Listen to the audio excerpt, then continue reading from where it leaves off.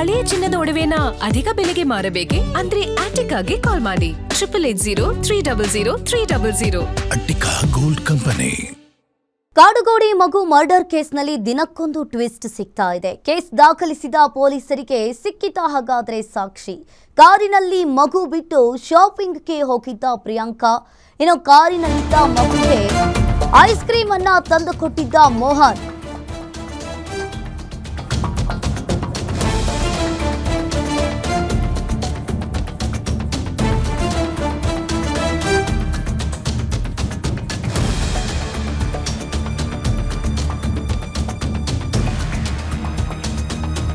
ಕಾಡುಗೋಡಿ ಮಗು murder case ಪ್ರಕರಣಕ್ಕೆ ಸಂಬಂಧಪಟ್ಟಂತೆ ದಿನಕ್ಕೊಂದು ಟ್ವಿಸ್ಟ್ ಸಿಗ್ತಾ ಇದೆ.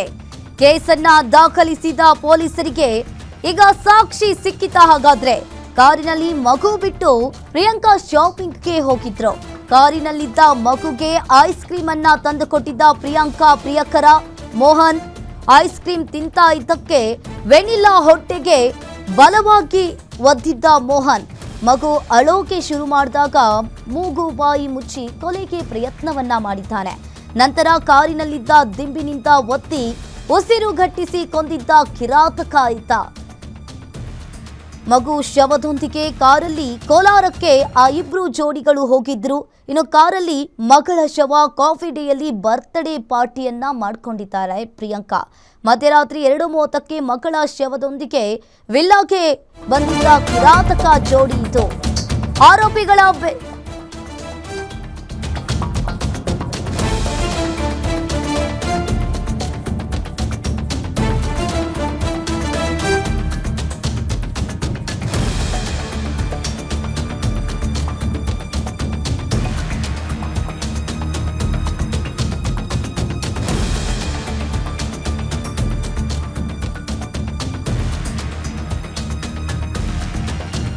ಆರೋಪಿಗಳ ಬೆನ್ನಿಗೆ ನಿಂತಿದ್ರ ಕಾಡುಗೋಡಿ ಪೊಲೀಸರು.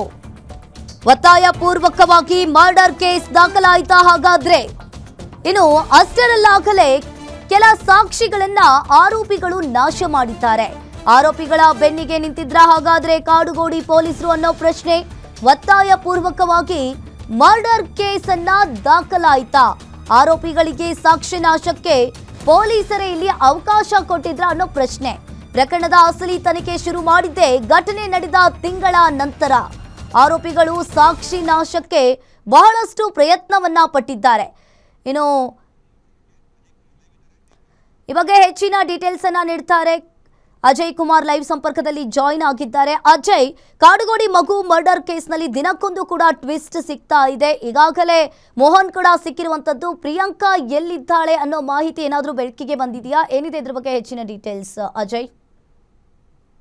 ಖಂಡಿತವಾಗ್ಲೂ ಅಂಕಿತಾ, ಈಗಾಗ್ಲೇ ಏನು ಈ ಒಂದು ವೆನೆಲಾ ಅನ್ನೋ ಒಂದು ಮಗು ಸಾವಿಗೆ ಸಾಕಷ್ಟು ವಿಚಾರಗಳು ಕೂಡ ಈಗಾಗ್ಲೇ ಆಡ್ ಆಗ್ತಿದೆ ಅಂತಾನೆ ಹೇಳ್ಬೋದು. ಯಾಕಂದ್ರೆ ಈ ಒಂದು ಪ್ರಕರಣದಲ್ಲಿ ತಾಯಿ ಮತ್ತೆ ಆಕೆಯ ಬಾಯ್ ಫ್ರೆಂಡ್ ಏನಿದೆ ಅವರೇ ಈಗಾಗ್ಲೇ ಬಹುತೇಕವಾಗಿ ಕೊಲೆ ಮಾಡಿರುವಂತದ್ದು ಕೂಡ ಮೇಲ್ನೋಟಕ್ಕೂ ಕೂಡ ಗೊತ್ತಾಗ್ತಾ ಇರುವಂತದ್ದು. ಆದ್ರೆ ಇಲ್ಲಿ ಪೊಲೀಸರು ವೈಫಲ್ಯ ನಿಜಕ್ಕೂ ಕೂಡ ಎದ್ದು ಕಾಣಿಸ್ತಾ ಇರುವಂತದ್ದು. ಯಾಕಂದ್ರೆ ಪೋಸ್ಟ್ ಮಾರ್ಟಮ್ ರಿಪೋರ್ಟ್ ಬಂದ್ರು ಕೂಡ ಇವರು ಅದನ್ನ ಕೂಡ ಲೆಕ್ಕಿಸದೆ ಯಾವುದೇ ರೀತಿಯಾಗಿ FIR ಮಾಡಿರೋದಿಲ್ಲ. ಅವರ ತಂದೆ ಅಂದ್ರೆ ಪ್ರವೀಣ್ ಬಂದ್ ಹೇಳಿದ್ರು ಕೂಡ ಇವರು ಬಲವಂತವಾಗಿ ಅಲ್ಲಿ FIR ಮಾಡುವಂತ ಕೆಲಸಕ್ಕೂ ಕೂಡ ಮುಂದಾಗ್ತಾರೆ. ಆ ನಂತರವೂ ಕೂಡ ಅಂದ್ರೆ ಬಹುತೇಕವಾಗಿ ಮಗು ಸತ್ತು 1.5-2 ತಿಂಗಳ ಆದ್ರೂ ಕೂಡ ಇವರು FIR ಲಾಡ್ಜ್ ಮಾಡಿರಲ್ಲ. ಆ ನಂತರದಲ್ಲಿ ಕೂಡ FIR ಅನ್ನ ಏನು ಅವರು ಸಾಕಷ್ಟು ಬಲವಂತ ಮಾಡಿದ ನಂತರದಲ್ಲಿ ಆ ಒಂದು ಪ್ರಕರಣವನ್ನ ದಾಖಲು ಮಾಡಿರುವಂತದ್ದು. ಅದಷ್ಟೇ ಅಲ್ಲದೆ ಅವರ ಮನೆಗೂ ಕೂಡ ಹೋದಂತ ಸಂದರ್ಭದಲ್ಲಿ ಅಲ್ಲೂ ಕೂಡ ಈಗಾಗಲೇ ಕೆಲವೊಂದು ಕಡೆ CCTV ಸ್ಟೋರೇಜ್ ಇಲ್ಲ, 3 ತಿಂಗಳಾಗಿದೆ, 45 ಡೇಸ್ ಆಗಿದೆ, ಈ ರೀತಿಯಾದಂತ ಒಂದು ಸಮಜಾಯಿಷಿಗಳು ಕೂಡ ಬರ್ತಾ ಇದೆ. ಯಾಕಂದ್ರೆ ಇವ್ರು ಎಲ್ಲದೂ ಕೂಡ ಪಕ್ಕಾ ಪ್ಲಾನ್ ಮಾಡಿದ್ದಾರೆ. ಎಲ್ಲೆಲ್ಲಿ ನಾವು ಓಡಾಡಿದೀವಿ, ಎಲ್ಲೆಲ್ಲಿ ನಾವು ಏನು ಕೃತ್ಯಗಳನ್ನ ಎಸಗಿದೀವಿ, ಕ್ರೈಮ್ ಸೀನ್ ಏನಿದೆ ಅದೆಲ್ಲವನ್ನು ಕೂಡ ಅವರು ಅಳ್ಸಾಕೋದಕ್ಕೂ ಕೂಡ ಪ್ರಯತ್ನ ಪಟ್ಟಿದ್ದಾರೆ. ಪೊಲೀಸರು ಕೂಡ ಅದೆಲ್ಲ ಫಸ್ಟ್ FIR ಮಾಡ್ಕೊಂಡು ತನಿಖೆ ಚುರುಕುಗೊಳಿಸಿದ್ರೆ ಅಲ್ಲೆಲ್ಲವೂ ಕೂಡ ಹೋಗಿ ಅಲ್ಲಿರುವಂತ ಎವಿಡೆನ್ಸ್ ಗಳನ್ನ ಕಲೆಕ್ಟ್ ಮಾಡ್ಕೊ ಬಂದಿದ್ರೆ ಮುಂದಿನ ದಿನಗಳಲ್ಲಿ ಈ ಕೇಸ್ ಕೂಡ ಸ್ಟ್ರಾಂಗ್ ಆಗಿ ನಿಲ್ತಾ ಇತ್ತು ಅಂತಾನೆ ಹೇಳ್ಬೋದು.